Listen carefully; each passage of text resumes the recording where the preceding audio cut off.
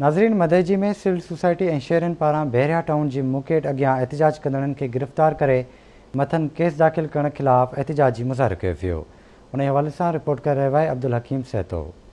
मदेजी में civil society ऐं शहरवासियुनि बहरिया town अॻियां पुरअमन एहतिजाज कंदड़ क़ौम परस्त कारकुन शहरनि मथां कूड़ा केस दाख़िल थियण ख़िलाफ़ एहतिजाजी रैली कढी नारेबाज़ी कई आहे। उन मौक़े ते एहतिजाज कंदड़ आवाज़ टी न्यूज़ सां ॻाल्हाईंदे चयो त शहूर जेको आहे जो रोडनि रस्तनि ते ॿाहिरि निकितो आहे ऐं जीअं त सॼी सिंध खे शजून ते काल हुई ऐं सिंध जो शहूर हालांकि कंहिंजो कंहिं पार्टीअ सां तालुक़ न बि हुयो ऐं उते एहतिजाज में पुरअमन एहतिजाज में बहरिया टाउन जे हद दख़िलनि ऐं नाजाइज़नि जे ख़िलाफ़ पूरी सिंध बहरिया टाउन जे साम्हूं कटे थी।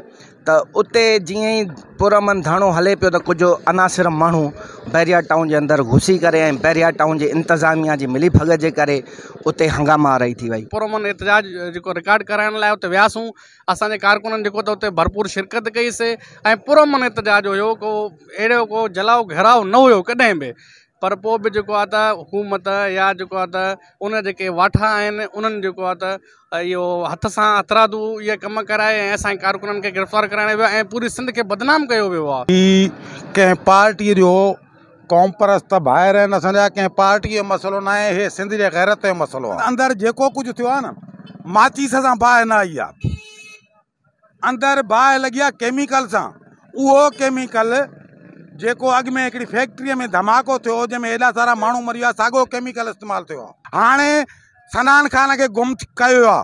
असां हिन वक़्तु इहो चिता था ॾियूं IG सिंध खे त जेकॾहिं सनान खान खे ज़ाहिर न कयो वियो, सिंधी क़ौम परस्तनि तां केस ख़तमु न कया विया त पोइ पार्टियूं पंहिंजी जाइ ते आहिनि।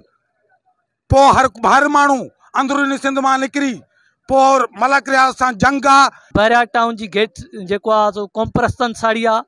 असीं सम्झूं था त हिकु वॾी साज़िश कई आहे मलक रियाज़ जे साथारियुनि ऐं सिंध हुकूमत। तव्हां पुलिस छाजे करे बीहारी त कहिड़े बि क़िस्म जी अहिड़ी सूरत हाल थिए त उनखे मुंहुं ॾिजे न, पर जॾहिं इहा शइ शुरू पई थिए त तव्हांजी पुलिस छा तमाशो पई ॾिसे छो तव्हां उन्हनि खे बीहारियो? सिंध जो आवाम तव्हां खां सवाल थो करे पुलिस तव्हां कहिड़े ख़्याल खां बीहारी?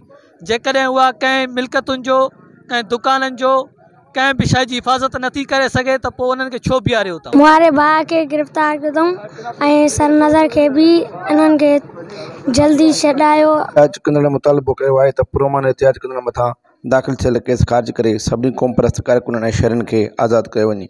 रिपोर्ट अब्दुल हकीम सहतो, आवाज़ TV न्यूज़, मदेजी।